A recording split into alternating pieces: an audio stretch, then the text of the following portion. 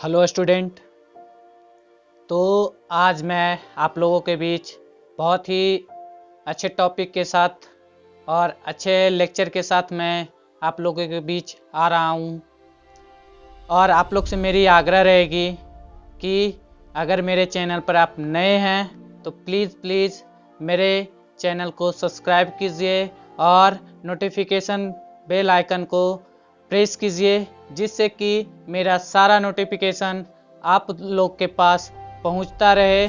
तो आज मैं बहुत ही अच्छे क्वेश्चन के बारे में आप लोग से डिस्कस करने वाला हूं, मैं बताने वाला हूं। जैसा कि कुछ मैं मैथ का आज लेक्चर नंबर 2 लेके आया हूं, जो कि स्टैंडर्ड 10th के लिए है। इसके पहले मैं बहुपद के बारे में कुछ आप लोग से डिस्कस किया था, तो उससे रिलेटेड मैं आज बहुत ही अच्छे तरीके से सोल्व करके मैं बताने वाला हूँ उदाहरण के साथ कि बहुपद को कैसे शून्य के बीच कंपैरिजन किया जाता है, कैसे बताया जाता है। तो उसी के बारे में आप लोग से डिस्कस करूँगा। और ये जो है टॉपिक जितने भी हमारे क्लास के स्टूडेंट हैं जो इस बार भी देने वाले हैं या इस बार जो एग्ज़ाम देंगे उसके लिए भी ये बहुत ही महत्वपूर्ण है। और ज़्यादा से ज़्यादा इससे क्वेश्चन बोर्ड एग्ज़ाम में दिया जाता है। तो मैं ज़्यादा टाइम नहीं लूँगा, सीधे मैं टॉपिक पे आऊँगा और आप लोग के बीच मैं बताऊँगा कि इसको कैसे सोल्व किया जाता है। तो सीधा ये देखिए कि बोर्ड पे जैसा कि यहाँ पर मैंने शून्यकों का योग के बारे में मैं डिस्कस किया था आप लोग से कि अल्फ़ा प्लस बीटा बराबर क्या होता है। जैसे कि अगर द्विघात बहुपद दिया रहे, जैसे यहाँ पर मैंने उदाहरण में लिखा हूँ कि द्विघात बहुपद x² + 7x + 10, तो ये मेरा जो दिया हुआ है ये द्विघात समीकरण है।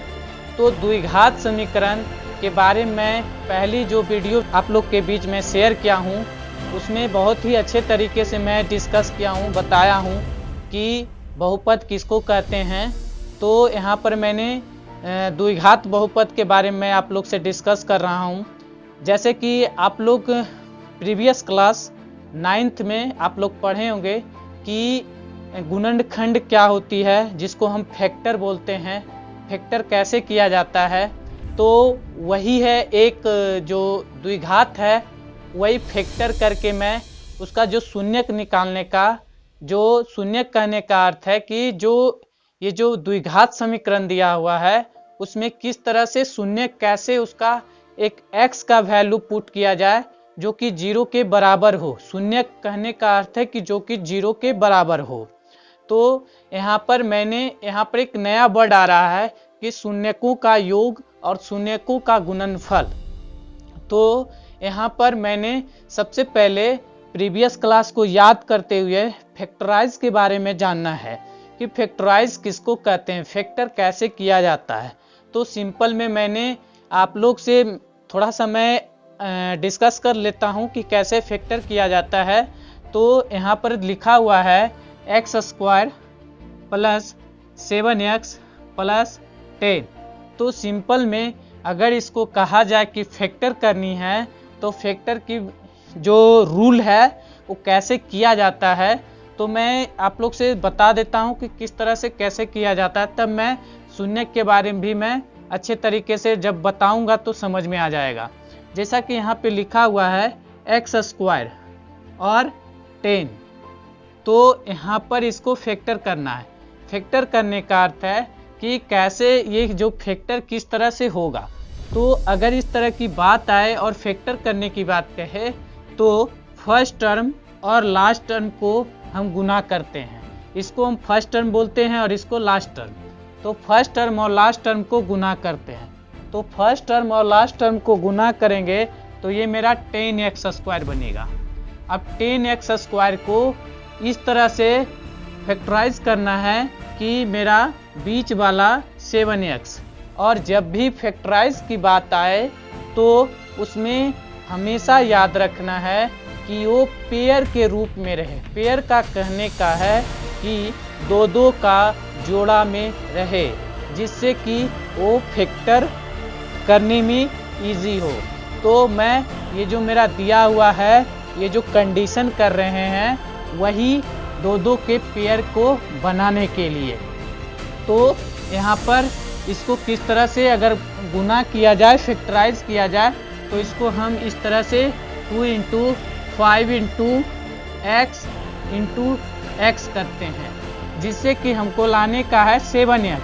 तो अगर 2x प्लस 5x करेंगे तो ये मेरा 7x होगा, और जब इसको गुना करेंगे तो ये मेरा 10x स्क्वायर के बराबर होगा। तो यहाँ पर मैं लिख सकता हूँ कि x square plus 2x plus 5x plus 10। तो ये हो गया x, और x इसमें दोनों में कॉमन है, तो x जब ले लिया तो ये इसमें x बचा, प्लस इसमें जब x कॉमन लिया तो 2 बचा, फिर इसमें 5 कॉमन लेंगे तो ये मेरा x प्लस 2, और x प्लस 2 और x प्लस 2 ये मेरा दोनों कॉमन है, तो मैं इसको बाहर कर लिया, कॉमन ले लिया, तो इसमें मेरा x बचा और इसमें मेरा 5 बचा। तो ये मेरा जो हुआ, ये द्विघात जो समीकरण था, ये दोनों का ये फैक्टराइज करके ये निकल के आया। अब बात आ रही है कि शून्य की, जो यहाँ पे द्विघात बहुपद दिया हुआ है और ये जो शून्य ज्ञात करना है, अल्फा का मान और बीटा का मान निकालना है। तो मेरा ये दो वैल्यू आया, एक x plus 2 into x plus 5। तो यहाँ पर मैं लिख सकता हूँ x प्लस 2 बराबर 0, और x बराबर अगर कहा जाए तो ये प्लस है, जब इधर हम बराबर के चिन्ह में ले जाते हैं तो ये -2 हो जाता है। तो ये मेरा एक अल्फा का मान ये निकला, और एक मेरा अल्फा, फिर एक और दिया हुआ है x प्लस 5 बराबर 0, तो x बराबर ये -5। तो ये एक मेरा बीटा का वैल्यू निकला और ये अल्फा का वैल्यू निकला। अब बात आती है अल्फा और बीटा में संबंध बताने के लिए कह रहा है। तो यहाँ पर हमने एक फॉर्मूला लिखा कि शून्यकों का अगर योग निकालने के लिए कहा जाए तो alpha plus beta minus b by a होता है। तो हम सत्यता की जांच करेंगे। यहाँ पर लिखा हुआ है शून्यकों तथा गुणांकों के बीच संबंध बताना है। कहने का अर्थ है कि शून्य का जो योग होगा और गुना होगा, और जो मेरा द्विघात समीकरण दिया है, दोनों क्या होना चाहिए, इक्वल होना चाहिए।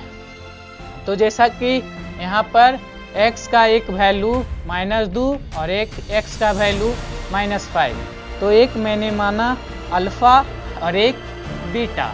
तो यहाँ पे बात आ रही है शून्य का योग निकालने के लिए। तो अगर यहाँ तक आप लोग शॉर्ट स्क्रीन लेके आप रख सकते हैं, और मैं इसको रिमूव कर रहा हूँ, हटा रहा हूँ, फिर मैं आगे डिस्कस करूँगा।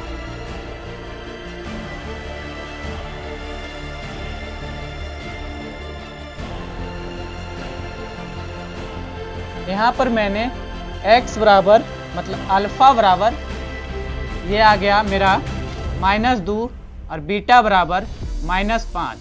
तो कह रहा है शून्यकों का योग अल्फा प्लस बीटा बराबर -b/a। तो कहने का अर्थ है ये जो मेरा द्विघात समीकरण है, इसमें मैंने सभी को यहाँ पर अल्फ़ाबेट से मैं दर्शा रहा हूँ कि इसको मैंने बोला a, इसको मैंने बोला b, इसको मैंने बोला c। तो यहाँ पर अल्फा प्लस बीटा जो मेरा शून्य का आया निकल के, और दोनों का वैल्यू, और ये जो मेरा फार्मूला है उस पे दोनों को अगर हम मान रखते हैं तो मेरा इक्वल आता है कि नहीं। जैसा कि यहाँ पे लिखा हुआ है अल्फा प्लस बीटा, तो अल्फा का मान आया -2, बीटा का मान आया -5, बराबर ये आया b/a। b कहने का है 7। तो यहाँ पर प्लस यहाँ पे है, लेकिन यहाँ पे माइनस चिन्ह दिया है, तो प्लस माइनस -7/1। तो ये मेरा -7 बराबर -7। तो ये मेरा एक पहला प्रूफ सत्य हो गया। अब दूसरा कह रहा है कि अल्फा इंटू बीटा बराबर होता है c/a। तो अल्फ़ा और बीटा का मान मैंने -2 गुना -5 बराबर ये हो जाएगा c/a। तो c के जगह पर 10 है, 10/1। तो ये मेरा माइनस माइनस गुना करेंगे तो प्लस हो जाएगा, 5 दूना 10 बराबर 10। तो ये मेरा शून्यकों के गुणांक के बीच सत्यापित किया और ये शून्यांक के योग के बीच सत्यापित किया। तो इस तरह से अगर आप लोग को बोला जाए कि द्विघात बहुपद में अगर दिया रहे इस तरह से द्विघात समीकरण और उसमें कहे शून्यक निकालनी है, तो शून्यक निकालने के लिए मैंने फैक्टराइज करके बताया कि कैसे फैक्टर किया जाता है, कैसे निकाला जाता है। उस तरह से मैंने निकालूंगा और उससे मैं अल्फ़ा और बीटा का मान निकालेंगे। और मैंने यहाँ पे शून्यकों का योग के बारे में बताया कि अल्फ़ा प्लस बीटा बराबर -b/a होता है। और शून्यकों का गुणनफल अगर निकालने के लिए बोला जाए तो अल्फ़ा इंटू बीटा बराबर c/a होता है। तो ये जो अगर बात किया जाए तो मैंने पहली वीडियो जो मेरी आई है उसमें मैंने बताया कि ax square plus bx plus c बराबर 0, यही जो मेरा ये है द्विघात समीकरण, इसी से मैंने ये वैल्यू को मैंने लिख रहा था कि -b/a और c/a। अगर ये जो मेरा है ये द्विघात समीकरण है। तो हमको आप लोग से मेरी आशा है कि आप लोग समझ गए होंगे कि कैसे इस तरह से अगर क्वेश्चन आए सत्यापित करने के लिए शून्यांक और शून्यांकों का योग और गुणा के बीच में संबंध बताने के लिए, तो हम इस तरह से अच्छे तरीके से हम सोल्व कर सकते हैं और बता सकते हैं। तो पॉलिनोमियल का आप लोग को शून्यकों के बारे में बताने का था और मैं बहुत ही अच्छे तरीके से आप लोग से डिस्कस किया, बताया। और भी बहुत सारे ऐसे उदाहरण हैं कि आप खुद से इस टॉपिक को देखते हुए आप इसको सोल्व कर सकते हैं। तो स्टूडेंट, मैं बात कर रहा था कि पॉलिनोमियल का जो अभी मैंने शून्यक के बारे में आप लोग से डिस्कस कर रहा था कि शून्यक किसको कहेंगे, शून्यक क्या होता है, शून्यक का योग क्या होता है, शून्यक कैसे निकाला जाता है। तो मैंने उदाहरण लेके आप लोग के बीच में बताया कि कैसे शून्यक निकालेंगे और दोनों की संबंध के बारे में कैसे सत्यापित किया जाता है, तो वो मैंने आप लोग के बीच करके बताया। तो मैं एक और उदाहरण लेके आप लोग के बीच में बता रहा हूँ कि कैसे किया जाता है। आप लोग से मेरी यही रहेगी कि आप लोग की क्या चाहत है कि किस तरह का मैं वीडियो लाऊं और किस तरह से आप लोग के बीच में रिप्रेजेंट करूं। अगर कोई क्वेरी है, कोई अगर आप लोग को कोई ऐसा लग रहा है कि नहीं सर आप इस तरह से आप लाइए है इस तरह से, तो मैं आप लोग के लिए कोशिश करूंगा। और सबसे पहले अभी ज़्यादा लोग टीचर जो अवेलेबल पेरेंट्स लोग खोजते हैं, जो अभी ढूंढ रहे हैं कि बच्चा का कोई ऐसा टॉपिक आए, तो मैं सोच रहा हूँ कि मैं बच्चे के लिए भी मैं कैसे मैथ का टॉपिक में लेके आऊँ, मैं बताऊँ। तो मैं ज़्यादा से ज़्यादा अभी तो मैंने 10th पे फोकस किया है, जो कि अभी हमारे कुछ स्टूडेंट एग्ज़ाम देने वाले हैं और कुछ स्टूडेंट अगले साल देने वाले हैं। तो उसके हिसाब से मैंने इस क्लास को स्टार्ट किया हूँ और हो सके तो मैं ज़्यादा से ज़्यादा क्लास आप लोग के बीच भी तो मैं शुरुआत किया हूँ, लेकिन मेरा मोटिव है कि मैं बच्चों के लिए भी मैं क्लास लाऊंगा, आप लोग के बीच मैं बताऊंगा कि किस तरह से कैसे। तो अभी मैं एक और उदाहरण लेके, और मेरी यही आप लोग से ख्वाहिश रहेगी कि अगर आप मेरे चैनल पर नए हैं तो प्लीज़ मेरे चैनल को सब्सक्राइब कीजिए और लाइक कीजिए, और ज़्यादा से ज़्यादा हो सके तो प्लीज़ शेयर कीजिए। आप लोग से मेरी यही निवेदन है। तो मुझे भी एक खुशी होगी कि मैं इस प्लेटफॉर्म पे आया हूँ और मुझे इतना प्यार मिल रहा है, तो मैं और बेहतर आप लोग के बीच लाने का काम करूँगा। तो चलिए आप लोग को एक और मैं इसी तरह से उदाहरण लेके बताता हूँ कि किस तरह से कैसे सोल्व किया जाता है। जैसा कि यहाँ पर मैं बात कर रहा था कि x² - 3 द्विघात बहुपद दिया हुआ रहे, और उसमें सिर्फ कहे शून्यक निकालने के लिए, तो शून्यक कैसे निकाला जाएगा। तो मैंने बात किया था कि इसमें सबसे पहले आपको अलजेब्रा की जितने भी फार्मूला है उसको अच्छी तरीके से ध्यान में रखना है।